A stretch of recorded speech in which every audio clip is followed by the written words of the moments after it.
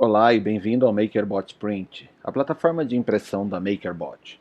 Através desta plataforma, que é chamada também por fatiador, você pode preparar seus arquivos 3D para enviá-los à impressora.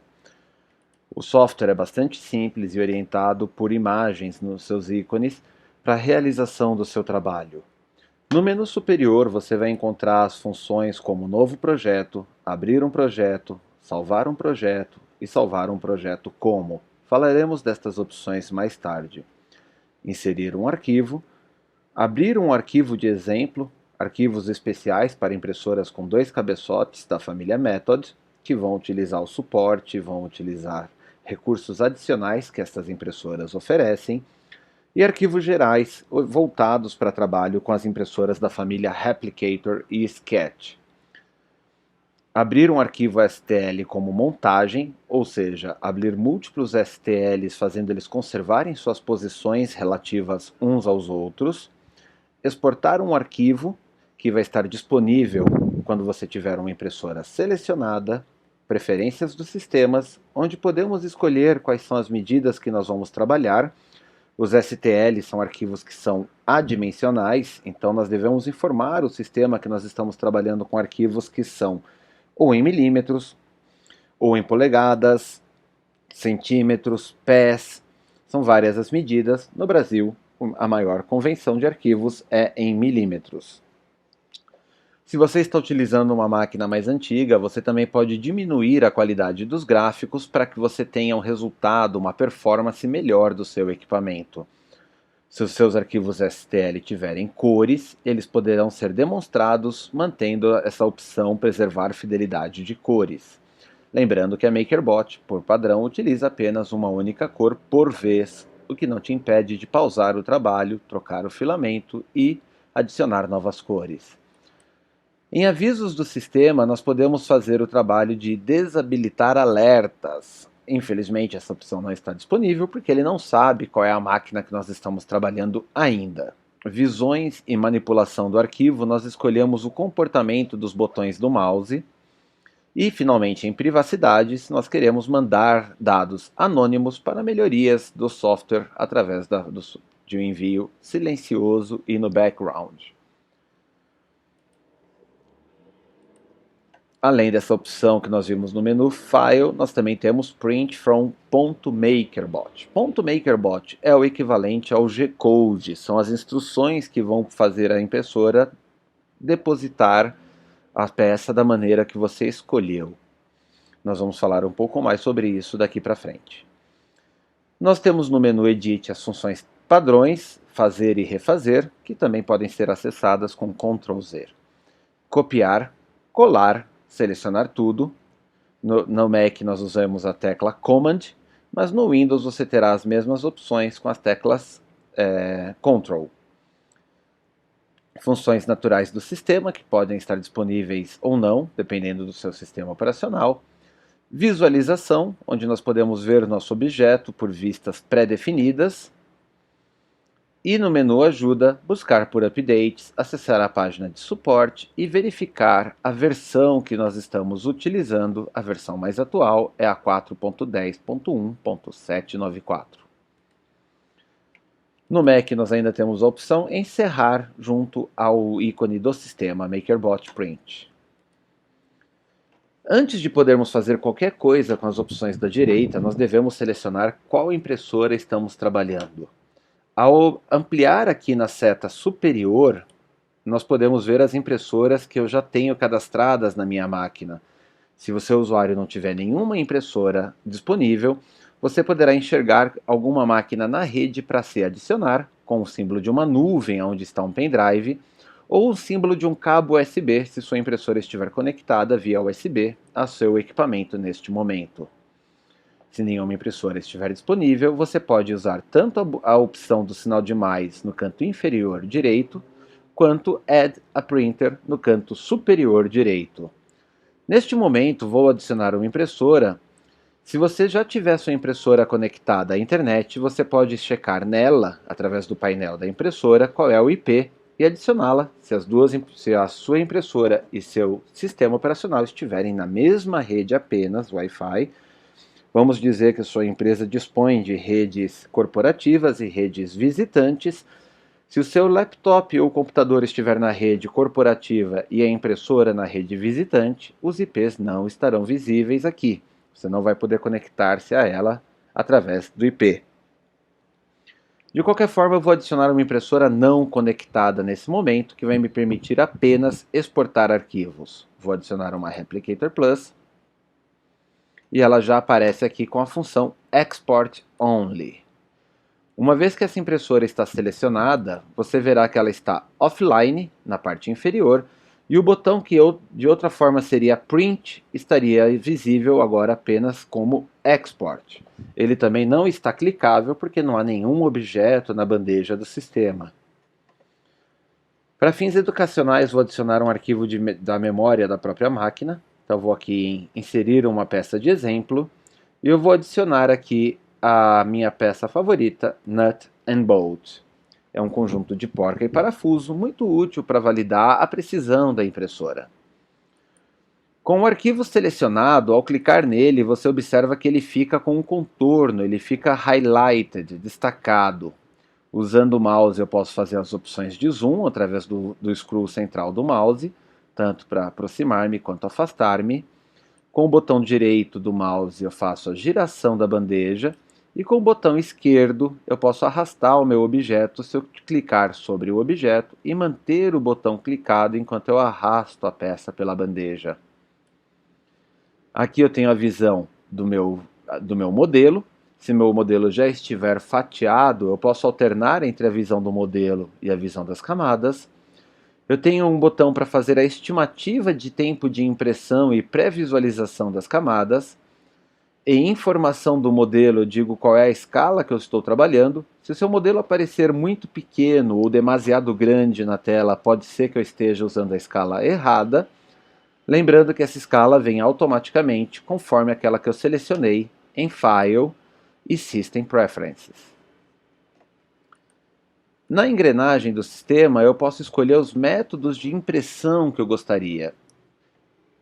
Eu vou restaurar a minha tela para os padrões, que vocês vão encontrar numa instalação nova do MakerBot Print.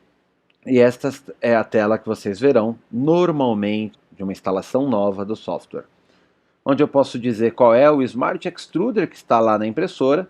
Se a sua impressora já estiver conectada ao fatiador, essa opção ficará cinza, porque ela já consegue saber pela impressora qual é o cabeçote que está lá. O Smart Extruder é bastante orientado a trabalhar com PLA.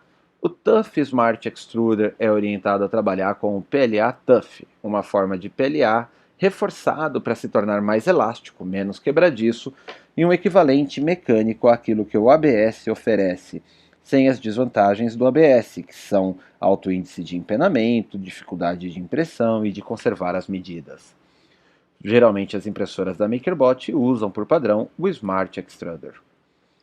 No modo de impressão, eu posso escolher modos pré-determinados como balanceado, camada de ponto 2, 20% de preenchimento, 2 contornos, rascunho, 2 contornos, 5% de preenchimento, e mini fill, onde o software gera uma camada de suporte interna da peça para facilitar a impressão 3D. Se você não sabe o que é o preenchimento, contorno e mini fill e suporte ainda, não se preocupe, falaremos disso num próximo vídeo. Neste momento, basta saber que Balanced oferece a melhor relação de acabamento e tempo, Draft é para uma impressão mais rápida, uma peça mais grosseira, e Mini Fill para peças que tenham grande volume interno, também focando em obter relativa resistência da peça, superior à que o Draft oferece, com menor prejuízo ao tempo total e material consumidos. Além dessas 3 opções, nós podemos entrar em Custom Settings, que me permitem modificar completamente cada um dos parâmetros da minha impressora. Não falaremos sobre estas opções agora, mas é bom que vocês saibam que estas opções estão disponíveis. Por padrão, eu ainda posso escolher no meu software se eu vou querer gerar suporte, sim ou não, e sendo sim, a opção que se chama é Breakaway Support. Breakaway Support é o suporte feito do mesmo material que a peça é produzido, mas de uma deposição que o torna quebradiço, fácil a remoção. Essa opção é utilizada toda vez que eu tiver uma peça que vai demandar suportes. Esta peça, por exemplo, eu já sei que não precisa, mas em caso de dúvida, selecionar suporte type não automaticamente gera suporte na peça. Existem parâmetros que o software avalia quando o suporte será necessário ou não. Trocando em miúdos, se eu já sei que uma peça não requer suportes, eu posso deixar marcado no None e assim acelerar o tempo de processamento do software, obtendo uma peça para a minha impressora mais rapidamente. Se eu estou em dúvida se eu preciso ou não de suporte, selecionar que eu quero suportes na peça não automaticamente gerará suporte na peça, mas fará com que o processamento seja mais lento, pois o software estará verificando região a região da peça quando será necessário suporte ou não.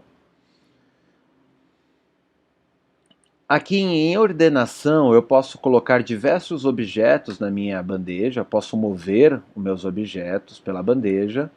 Ele vai automaticamente atualizando em relação ao centro da bandeja qual é a minha nova posição. E se eu fizer aqui um Ctrl+C, Ctrl+V e adicionar diversos objetos, eu posso pedir para o software fazer o arranjo que otimize a deposição dos objetos, o tempo de impressão ao longo do trabalho. Claro que aqui eu estou vendo somente os mesmos objetos, mas eu posso também vir em File e inserir numa mesma bandeja mais de um tipo de arquivo. A única coisa que eu tenho que ter em mente quando eu faço isso é que não importa quantos arquivos eu coloque na bandeja, todos serão feitos com os mesmos settings. Eu não posso produzir um arquivo na bandeja em alta qualidade e nesta mesma bandeja, ao mesmo tempo, um arquivo em velocidade rápida, baixa qualidade e alta velocidade. Porque os parâmetros de deposição são diferentes, a peça vai crescer em alturas, em velocidades diferentes em relação à bandeja, e isso poderia fazer o cabeçote se chocar de uma peça na outra. Então, automaticamente, todas as peças disponibilizadas na bandeja vão ser feitas sobre um mesmo parâmetro global. Agora, se eu precisar num projeto que certas peças sejam feitas mais lentas, com mais qualidade, e certas peças sejam feitas mais grosseiras, eu também consigo fazer isso. Tudo que eu preciso fazer é usar o projeto do sistema e adicionar que nesta bandeja eu quero que as peças produzidas aqui sejam em High Quality, e nesta nova bandeja, que pertence ao mesmo projeto, elas serão produzidas em High Speed, alta velocidade. Eu posso alternar durante cada uma das bandejas do meu sistema a qualquer momento. Para fins práticos, eu vou continuar a minha simulação, ignorando nesse momento as novas bandejas. Então, neste botão, que são alguns quadrados, 2 quadrados e um retângulo, eu cuido da ordenação local da minha bandeja ou da ordenação de todas as bandejas que fazem parte deste projeto. Por fim, aqui eu ainda tenho o botão de zoom, onde eu posso selecionar um objeto e ele me permite girar este objeto na bandeja. Eu posso girar esse objeto através dos planos cartesianos, tendo como referência o X, o Y e o Z da minha impressora, ou eu posso escolher uma face específica da minha peça que eu gostaria que tocasse a bandeja ou ficasse virada para cima, como quer que seja. Ao fazer isso, eu clico numa face aleatória da minha peça e eu digo para o sistema que eu quero que essa face fique virada para cima, para baixo, para trás, para frente, para a esquerda ou para a direita. Eu também posso bloquear uma orientação da minha peça, fazendo que ao orientar diversas peças em conjunto de uma bandeja, aquela peça específica mantenha a sua orientação padrão. Em todo caso, tanto na relação da orientação da peça na bandeja ou na orientação da peça em relação ao espaço, eu sempre posso voltar aos parâmetros originais usando a função reset. A última função que eu tenho no meu menu lateral da direita, eu chamo isso de menu de controle, são as escalas. E eu posso fazer a escala global do meu objeto, Então eu posso colocar um objeto uma escala de 50% e ele virará 1/8 do objeto original, pois x, y e z serão deslocados a 50% do seu tamanho original. Mas eu também posso fazer a escala não uniforme. Eu posso, por exemplo, selecionar aqui em Uniform Scaling, colocar 100%. Eu retorno assim o meu objeto para a forma original. E quando eu desabilito o Uniform Scaling, eu posso dizer para o software que eu quero, olha, eu quero o x e o y desse tubarão no tamanho correto, mas a altura eu quero apenas 50% da altura. Lembrando que eu posso usar tanto percentuais em relação ao tamanho original, quanto inserir manualmente medidas. Eu posso concluir que 5.501 é uma medida demasiado específica e eu posso simplesmente marcar 5 e pressionar Tab ou Enter para que o valor seja assumido no campo. Eu posso ainda fazer uma escala para o tamanho máximo permitido da bandeja ou resetar o objeto para os tamanhos originais do arquivo STL que eu abri. Quando eu estiver satisfeito com a minha bandeja do sistema, a resolução escolhida, a qualidade de impressão, a disposição das peças entre elas, em relação à bandeja e em relação a elas no espaço, eu posso simplesmente apertar então o menu Preview, que vai me gerar uma pré-visualização dos arquivos, ou diretamente gerar o arquivo Exportar, que economiza o tempo de gerar o preview e obtém um arquivo pronto para a impressora mais rapidamente. É sempre recomendado, se você é inexperiente com impressão 3D, olhar o preview da sua forma para ter certeza que os objetos não estejam se tocando no espaço, sobrepostos, mal dispostos, e o preview vai poder te dar com clareza uma visualização do que o aguarda. Para efeitos práticos, eu vou fazer nesse momento uma pré-visualização de toda esta bandeja do sistema. Apertando aqui em pré-visualizar. Esta opção pode demorar bastante tempo. Quanto mais objetos estiverem na bandeja, ou quanto maiores forem os arquivos utilizados na bandeja. Lembrando que o arquivo é uma relação direta ao tamanho do número de triângulos que eu utilizei para gerar o arquivo STL. Após alguns minutos, o software irá mudar sua imagem para demonstrar a nossa pré-visualização do trabalho. Nós podemos ver que a camada selecionada, destacada aliás, ela representa a camada que está sendo desenhada neste layer 688. Nós podemos navegar através dos layers pelo menu, pela barra que está na lateral esquerda da tela. E nós podemos também ver todos os movimentos, uma animação dessa deposição conforme eu navego ao longo da barra inferior esquerda. Esses movimentos são relativos à camada que nós estamos selecionados. Posso apertar o botão Play Animation para assistir um vídeo desde a camada em que estamos selecionados, e eu também vejo a visualização do tempo estimado. Então, com base no horário atual, esta peça vai ficar pronta às 5 horas e 41 minutos, ela vai consumir 46 gramas,37 de PLA e é bem menos de 1/3 do que de um rolo de material. Tudo isso nós podemos ver nesta pré-visualização, e é importante destacar que a função da pré-visualização é saber que não existem peças que estão sobrepostas e que todas as camadas estão sendo desenhadas corretamente. Uma camada desenhada de forma incorreta poderia ser notado aqui, e isto poderia revelar um defeito do arquivo STL, uma falha de geração, diversos problemas. Essa espécie de tapete que está debaixo de todas as peças desenhadas se chama haft. Esse é um material feito para dar melhor aderência da peça à bandeja. Ele cria uma camada de interface, facilitando destacar o haft da bandeja, e posteriormente cada uma das peças do haft é um material que ele é 100% descartado, mas que ele assegura que as suas impressões serão feitas com um índice de acerto muito superior, tanto na hora de destacar as peças, facilitando o destaque de cada uma delas, como também manter as dimensões durante a impressão, diminuindo riscos de empenamento e outras falhas. A qualquer momento eu posso parar animação e eu posso voltar para a minha visualização dos objetos 3D tradicionais apertando nesta esfera. Se eu estou satisfeito com os resultados, eu posso exportar estes arquivos como um ponto MakerBot, que eu posso colocá-los na impressora diretamente através de um arquivo pendrive. Vamos chamar aqui de porcas e tubarões. E o meu próprio software fatiador vai adicionar a extensão .makerbot, que é o formato que a impressora reconhece. O tempo de 5 horas e 41 minutos de impressão coincide, pela hora que estou gravando este vídeo, com 5 horas e 23 minutos da tarde de término do trabalho, isto porque são 20 para o meio-dia.